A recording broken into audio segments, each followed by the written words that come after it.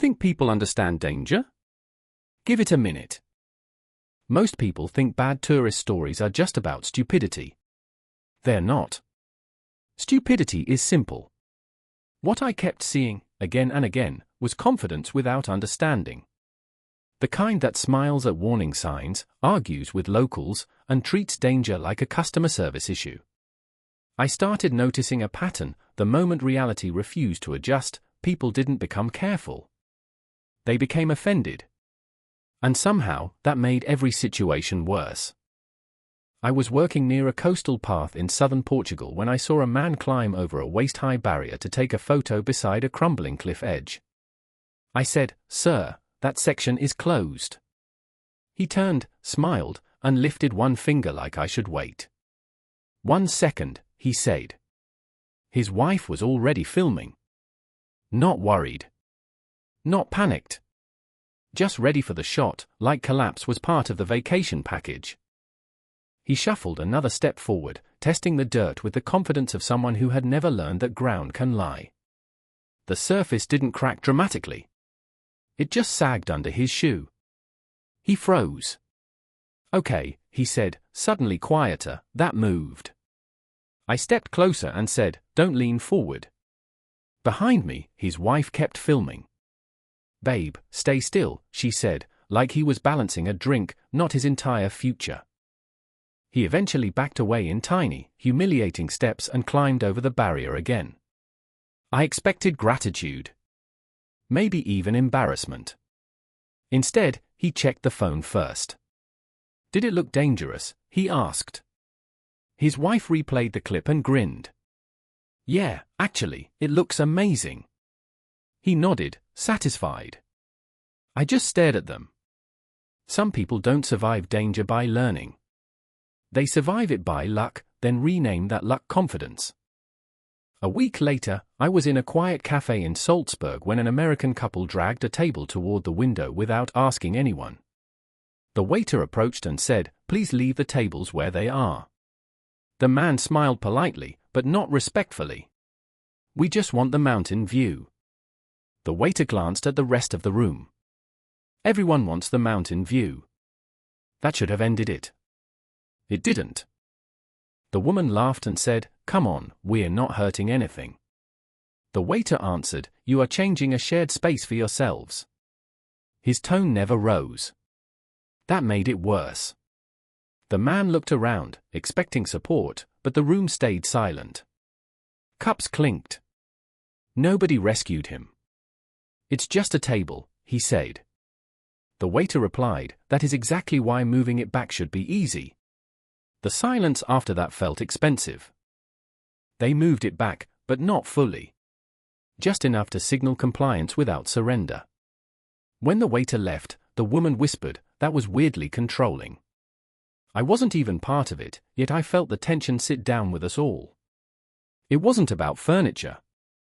It was about being told no by a system too calm to argue with. Some people can handle rules. What they can't handle is indifference to their preferences. That was the thing I kept noticing. Danger wasn't always the main story. Sometimes the real story was friction. A person arrives believing every environment is negotiable, every policy flexible, every boundary temporary. Then they meet a place that doesn't bend. No anger. No drama. Just structure. And that calm refusal unsettles them more than shouting would. Because now there's no villain to fight, only a limit that doesn't care what they want. I stayed in a family-run hotel in northern Italy where the hallway lights turned on before I opened my door. Not when I stepped out. Before. The first night, I thought I imagined it. The second night, I tested it. I placed my hand on the handle and waited. The lights outside clicked on. I hadn't moved. I stood there listening for footsteps, but the corridor remained perfectly still, like it had prepared itself for me. The next morning, I asked the receptionist, "Are the lights motion activated?" He smiled and said, "Yes, usually." Usually. That word bothered me more than it should have.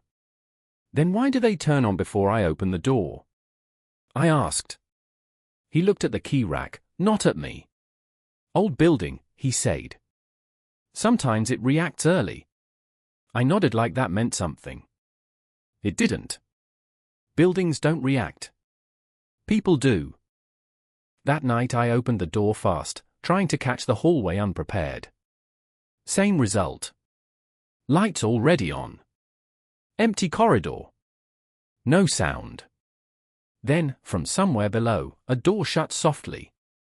Not slammed. Just closed with intention. I stood there longer than I want to admit, staring at nothing lit too clearly. Maybe there was an explanation. Probably there was. But some places don't become frightening because something happens. They become frightening because nothing does. At a beach in northern Spain, I watched a man set up his towel right where the incoming tide clearly intended to be later. A local told him, "The water will reach you." The man looked at the ocean, then at his watch, like he expected professionalism from both. "It's fine," he said. 30 minutes later, a wave rolled over his shoes, bag, and lower half of his confidence. He jumped up like the sea had insulted him personally. He grabbed his soaked backpack and shouted, "There should be a warning." The local pointed behind him. There was one. Large, bright, impossible to miss unless you considered signs decorative. The man read it, frowned, and said, "Well, this should be closer to the water." I almost laughed. His solution to ignoring reality was better sign placement. Then he moved his towel 3 feet higher and sat down again, still somehow negotiating with the Atlantic. That's what made these moments unforgettable. Not just risk, and not just ignorance. It was the instinct to reinterpret every outcome in a way that protected pride. If the cliff held, they were smart. If the tide rose, the beach was poorly managed. If the rule stood, the staff was rude. Nothing could simply be what it was. And that, more than the danger itself, was where the comedy started turning into something sharper. I was volunteering near a hiking trail in Switzerland when I saw a man step off the marked path and start walking across what looked like harmless grass. I called out, "Stay on the trail." He turned, slightly annoyed. "It's just a shortcut." The guide next to me said quietly, "That's not grass." The man frowned. "Then what is it?" The guide answered, "A thin layer over unstable ground." The man laughed. "Looks fine to me." He took another step, and the ground dipped, not dramatically, but enough to shift his balance. "Whoa," he said, suddenly less confident. The guide didn't move. "Come back slowly." The man hesitated. "It's not that bad." The guide repeated, "Come back." Something in his tone made the man finally listen. He turned carefully, each step slower than the last. When he reached solid ground, he exhaled like he'd just finished something impressive. "See? No problem." The guide looked at him for a second and said, "You were one step away from sinking into a hole deep enough to trap you." The man smiled, but weaker this time. "But I didn't." The guide nodded. "That's the only part you're focusing on." The man didn't reply. He just walked away. In a small grocery store in Prague, I watched a woman argue with a self-checkout machine like it had personally offended her. "Why is this so complicated?" she said, pressing the screen harder each time. The cashier approached and said, "You just scan, then pay." The woman sighed. "In the US, these are faster." The cashier smiled slightly. "Here, we are not in a hurry." The woman shook her head. "That doesn't make sense." The cashier didn't argue. "It doesn't have to." That was it. No explanation. No apology. Just a statement that didn't try to convince her. The woman paused, clearly expecting more. "So, it's just slow?" she asked. The cashier replied, "It is consistent." Somehow, that answer ended the conversation more effectively than any argument could have. Speed is another expectation people carry like it's universal. Faster equals better. Immediate equals correct. But not every system is built around urgency. Some are built around predictability. And when someone enters that kind of environment expecting responsiveness, they don't just feel delayed, they feel ignored. And being ignored, especially without conflict, is something many people don't know how to process. I stayed at a remote guest house in Iceland where the owner told me, very casually, if you hear someone walking outside at night, don't open the door. I laughed slightly. Why? He shrugged. It's usually nothing. Usually. That word again. That night, around 2 a.m., I heard it. Slow steps on gravel. Not passing by. Stopping. Right outside my door. I didn't move. The steps didn't leave. They just waited. Then a soft knock.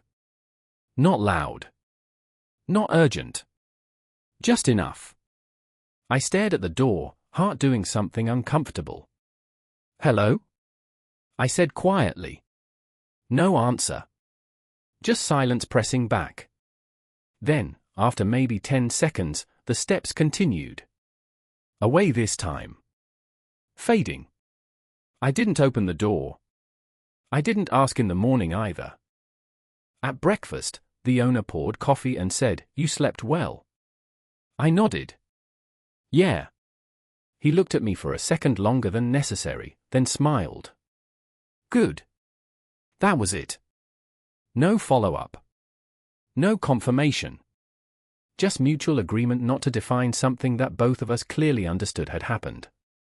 Some places don't explain things. They just let you decide how much you want to know. At a public pool in Germany, I watched a man slowly lower himself into the water while staring intensely at a sign. No jumping, it said. He looked at me and whispered, "Why no jumping?" I shrugged. Safety. He nodded, then immediately jumped. Not aggressively. Just gently breaking the rule. A lifeguard blew a whistle instantly. Sharp. Immediate. No hesitation. The man looked surprised. I barely jumped, he said. The lifeguard replied, "You still jumped." The man tried to negotiate. It was more like a small hop. The lifeguard didn't change expression. It was still jumping. That was the end of it. No escalation. No raised voices. Just a rule applied exactly as written. The man stood there, dripping, trying to understand why intention didn't matter. That's where a lot of misunderstanding happens, between intention and outcome. Some people believe that if they didn't mean harm, the action shouldn't count. But systems don't measure intent. They measure behavior. And when those two don't align, frustration appears. Not because the rule is unfair, but because it refuses to interpret context the way the person expects it to. I was on a train in France when a man started talking loudly on speakerphone. Not briefly. Constantly. The entire carriage shifted slightly, not physically, but socially. People looked. No one said anything. Finally, a woman across from him leaned forward and said, "Could you lower your voice?" He smiled. "I'm just talking." She nodded. "We can all hear you." He laughed like it was a joke. That's kind of how sound works. The woman didn't smile. Not like this.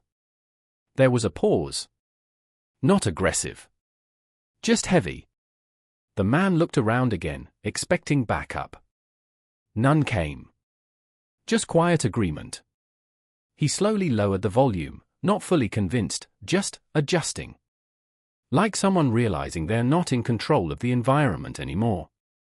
As the train continued, the silence returned, not naturally, but restored. The man kept glancing around, like the space had rules he hadn't agreed to but now had to follow anyway. That's the part people don't expect. Not confrontation. Not conflict. Just subtle pressure that doesn't argue, doesn't explain, but still changes your behavior. I was hiking near a forest trail in Canada when I saw a man crouching a few meters away from a massive elk. Not observing, posing. He turned slightly and said, "Can you take a photo?" I didn't move. "You're too close," I said. He smiled. It's calm. The elk wasn't calm. It was still. And stillness, in animals like that, doesn't mean safety. The elk lifted its head slowly, eyes locking onto him. No warning sound. No movement at first. Then one step forward. The man laughed nervously. See? It's fine. I said, back away. He didn't. He adjusted his position instead, trying to keep the perfect angle. That's when the elk dropped its head slightly, not attacking yet, but preparing. A shift you only notice if you know what it means. Move, I said, louder this time. The man finally stepped back, too late to look confident, too early to admit fear. The elk didn't charge. It just stood there, watching him leave. The man walked back toward me, exhaling. That was intense, he said. I nodded. You almost got hit. He smiled. But I didn't. Same pattern. Different place. Same conclusion. I stayed in a small apartment in Budapest where something kept changing when I left. Not dramatically. Just slightly. A chair angled differently. A window cracked open. The first time, I blamed memory. The second time, I tested it. I took a photo before leaving. When I came back, the chair had moved. Not far. Just enough to break the photo. I checked the door. Locked. No signs of entry. No missing items. Just adjustments. I sat there longer than I should have, staring at small differences like they were trying to tell me something without words. That night, I didn't sleep well. Not because something happened, but because something might have. An uncertainty, when it repeats, becomes louder than any actual noise. At a rental car office in Italy, I watched a man argue about the size of a vehicle he had clearly booked online. This isn't what I expected, he said. The employee nodded. This is the model you selected. The man shook his head. It looked bigger on the website. The employee paused, then said, the website shows the same car. The man leaned forward. Then why does it feel smaller? The employee answered, because now it is real. That ended the conversation in a way no explanation could have.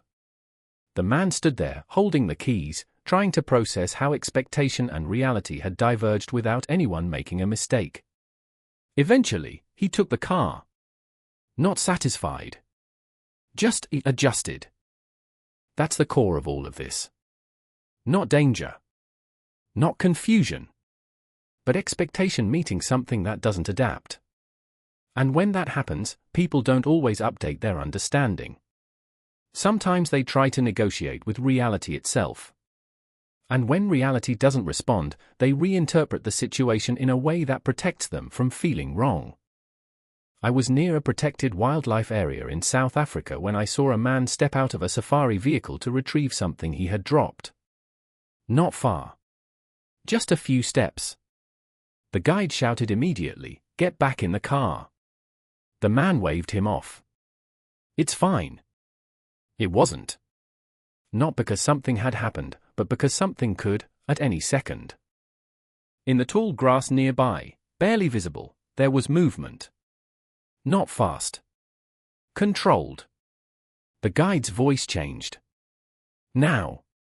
That tone doesn't ask. It ends conversations. The man froze, then turned and walked back, not running, just faster than before. When he got in, he laughed. You guys are intense. No one laughed with him. The guide looked at him and said quietly, "You didn't see it, did you?" The man shook his head. The guide nodded toward the grass. That's why you're still here. The man leaned slightly to look, but saw nothing. And that's the part that stayed with me. Not what he saw, but what he didn't. Because danger doesn't always announce itself. It doesn't warn. It doesn't explain. It just exists, waiting for someone confident enough to ignore it. And sometimes, the only difference between a story and a headline is timing. 1 step. 1 second. One decision that feels small, until it isn't. After everything I've seen, I don't think people are reckless because they don't understand risk.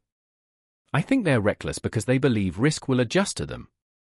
That it will wait, negotiate, hesitate. But it doesn't. It never does. And the strangest part? Even after surviving it, most of them don't change. They just walk away thinking they were right all along.